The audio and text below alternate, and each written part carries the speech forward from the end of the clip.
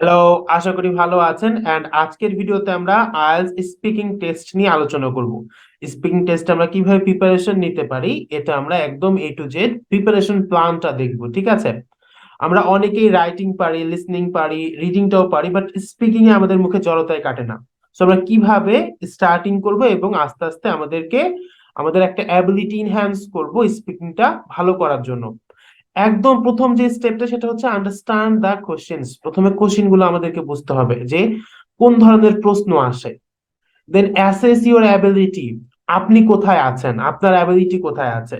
So এই অ্যাবিলিটিটা বোঝার জন্য আপনারা যেটা করতে পারেন, আপনারা মক টেস্ট দিতে পারেন ডাইরেক্টলি, অথবা আপনারা যদি কোনো প্রাইভেট টিউটর অথবা আপনাদের যদি কোনো টিচার থাকে, এক্সপার্ট থাকে, বা এমন কেউ পরিচিত আছে যে আইএলটিএস সম্পর্কে ভালো জানে, তার কাছ থেকে আপনি একটা টেস্ট নিয়ে দেখতে পারেন যে আপনার পার্সোনাল অ্যাবিলিটিটা কোথায় আছে, আপনি কতটুকু পারছেন।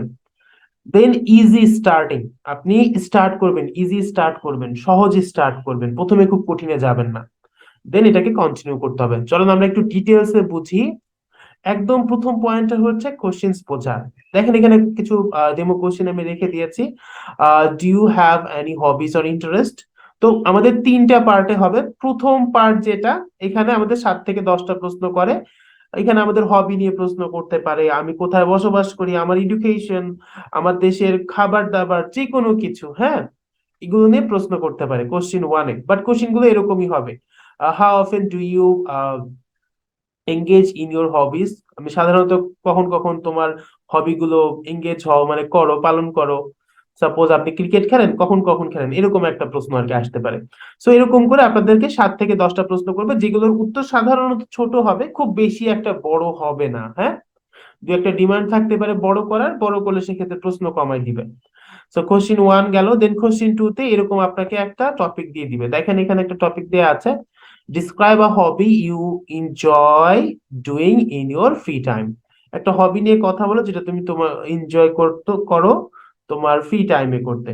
অথবা talk about a hobby that you would like to learn in the future. মানে দুইটা প্রশ্ন আসবে না, কিন্তু আমি জাস্ট স্যাম্পল হিসাবে দিয়েছি, যে কোনো একটা প্রশ্ন আসবে। আমাদেরকে 1 মিনিট সময় দিবে এই প্রিপারেশন নেয়ার, এটার উপরে প্রিপারেশনের 1 মিনিট সময় দিবে। তারপরে কথা বলতে হবে কত মিনিট? 1 থেকে 2 মিনিট কথা বলতে হবে আমাদের। সাধারণত 2 মিনিটের ভিতরে আমাদেরকে থামায় দেয়, হ্যাঁ। 1 থেকে 2 মিনিট আমাদেরকে কথা বলতে হবে। তো এই গেল হচ্ছে আমাদের পার্ট টু। একটা এরকম স্পেসিফিক টপিক থাকবে, 1 মিনিট দিবে আমাদেরকে প্রিপারেশন টাইম, 1 থেকে 2 মিনিট আমাদেরকে স্পিকিং করতে হবে, ঠিক আছে? এই টপিক, এই যে এই টাইপের টপিক আসবে, talk about a hobby that you would like to learn in the future. কোন একটা ঘটনা বলো যেটা তোমার সাথে হয়েছিল, কোন একটা খেলা বলো যেটা তুমি গত কিছুদিন আগে খেলেছিলে, এরকম স্পেসিফিক টপিক আসবে। দেন তারপরে কি আছে, এটা শেষ হয়ে গেল, দুইটা পার্ট শেষ। দেন পার্ট থ্রি। এখানে প্রশ্নগুলো এই আগের টপিকটা রিলেটেডই হবে, সাথে একটু মানে একটু ইলেবোরেট করতে হবে। আগের টপিকে যেমন সাপোজ আপনাকে প্রশ্ন করেছে গেম নিয়ে, যে লাস্ট তুমি যেই যে কোনো একটা গেম খেলেছিলে এটা নিয়ে বলো। সাপোজ এখানে আপনার টপিকটা এসেছে talk about a game that you like to learn in the future. একটা গেম বা একটা হবি যেটা তুমি ভবিষ্যতে শিখতে চাও। এবার ওইটা নিয়ে আপনাকে একটু ডিসকাশন টপিকে প্রশ্ন করবে। How have hobbies change over the generations in your country? Generation by generation কিভাবে হবিগুলো চেঞ্জ হয়েছে, এটা তো আপনি চাইলে একটা দুইটা সেন্টেন্সে বলতে পারবেন না, এটা আপনাকে এক্সপ্লেন করে বলতে হবে। সো পার্ট থ্রিটাকে আমরা সাধারণত এটাকে এক্সপ্লেন কোশ্চিন বলি, যে এখানে এক্সপ্লেন করে করে বলতে হয় আপনাকে। In what ways do hobbies reflect a person's personality? কিভাবে একটা হবি একজন পার্সনের পার্সোনালিটিকে রিফ্লেক্ট করে। সাপোজ একজন গার্ডেনিং করতে পছন্দ করে, তো তার পার্সোনালিটিটাও এরকম হবে। একজন স্পোর্টস পছন্দ করে, তার পার্সোনালিটি সেরকম হবে। সো এরকম করে কোশ্চিন পার্ট থ্রিতে আমাদেরকে আবার 3 থেকে 5টা প্রশ্ন করবে, যে প্রশ্নের উত্তরগুলো বেশ বড় হবে। তো টোটাল আমাদের 10 থেকে 15 মিনিটের ভিতরে, 12 থেকে 15 মিনিটের ভিতরে আমাদের এক্সামটা শেষ হয়ে যাবে। এটাই আমাদের স্পিকিং টেস্ট। তো আমরা প্রশ্নটা এরকম করে ভালো মতো বুঝে নিব। আপনারা আপনারা ক্যামব্রিজের বই ফলো করতে পারেন, অথবা অনলাইনে প্রচুর কোশ্চেন্স আছে।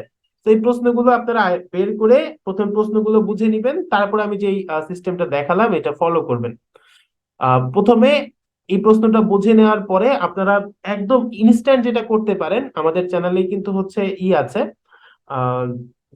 মক টেস্ট আছে, এগুলো দেখতে পারেন, বা অন্যান্য চ্যানেলে অনেক ভালো ভালো মক টেস্ট আছে, মক টেস্ট গুলো দেখেও আপনি এই মুহূর্তে আপনার একটা অ্যাবিলিটি বুঝে নিতে পারেন, ঠিক আছে।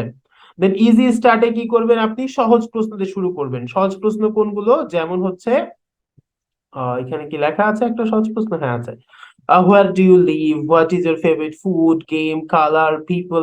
প্রথমে এই সহজ জিনিসগুলো দিয়ে শুরু করেন, একদম সহজ জিনিসগুলো দিয়ে শুরু করেন। আহ আপনার আপনার পছন্দের একটা জায়গা নিয়ে বলেন, নিজে নিজেই বলেন। আপনি যদি ওয়েট করেন যে কেউ আপনাকে বলাবে, কারোর সাথে আপনি একটা বলবেন, কোনো একটা আহ মহল তৈরি হবে, না, আপনি আপনার টেবিলে যেখানে বসে আছেন, এখন ভিডিওটা দেখছেন, এখনই বলা শুরু করেন। যেটা আপনার সামনে আছে এটাকে এক্সিকিউট করেন। সো এই টাইপের প্রশ্ন আস্তে আস্তে বলা স্টার্ট করেন। সো এটা গেল আপনার ইজি স্টার্টিং। এবং লাস্ট আমি এখানে একটা পয়েন্ট দিয়েছি যে ফাইন্ড সাম ভোকাবুলারি। যখন আপনি এই যে কন্টিনিউটা করছেন, আপনি আন্ডারস্ট্যান্ড করলেন প্রশ্নগুলো, আপনার নিজেকে অ্যাসেস করলেন, দেখলেন যে আপনার অ্যাবিলিটি আছে 5 পাওয়ার বা 4 পাওয়ার অ্যাবিলিটি আছে। এখান থেকে আপনার টার্গেট কত, এখান থেকে আপনার টার্গেট সাপোজ 7-এ যাওয়ার। তো এখানে 7-এ যেতে হলে আপনার কি কি লাগবে, কি লাগবে, কিভাবে আপনি বেশি করতে পারেন, এটা আপনাকে খুঁজে বের করতে হবে।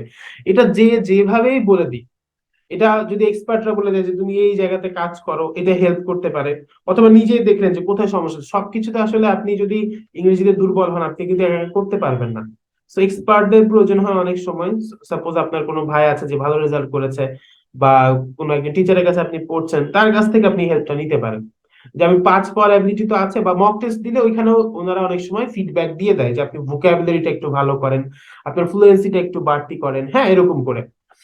তো এরকম করে আপনাদের অ্যাবিলিটি গেল, অ্যাবিলিটি আপনি টার্গেট ঠিক করলেন, ইজি স্টার্টিং করলেন। কন্টিনিউ যে করবেন, কন্টিনিউ করার সময় কি কি করতে পারেন আপনি, কন্টিনিউ করার ক্ষেত্রে আপনি হচ্ছে ছোট ভিডিও বানাইতে পারেন, শর্ট শর্ট ভিডিও বানালেন, স্টপ ওয়াচ দিয়ে প্র্যাকটিস করতে পারেন।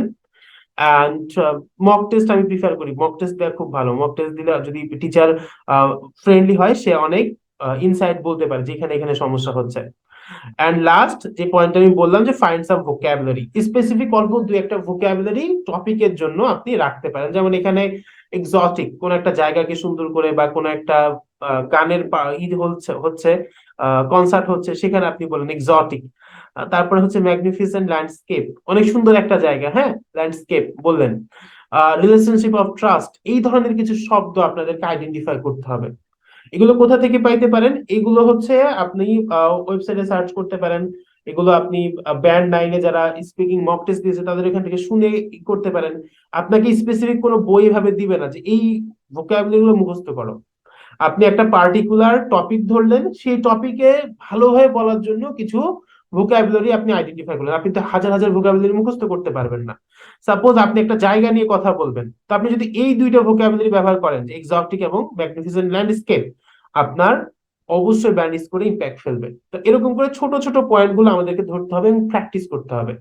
এই যে ভিডিওস দেখলাম, চুপ করে বসে থাকলাম, প্র্যাকটিস করলাম না, হবে না।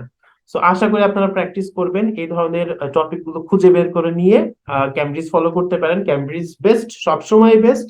অনলাইনে অনেক প্রশ্ন আছে, সেগুলো ফলো করতে পারেন, বাট ফলো করেন, প্র্যাকটিস করেন, তাছাড়া হবে না। তো আশা করি আপনাদের উপকারে আসবে। Thanks for watching, by.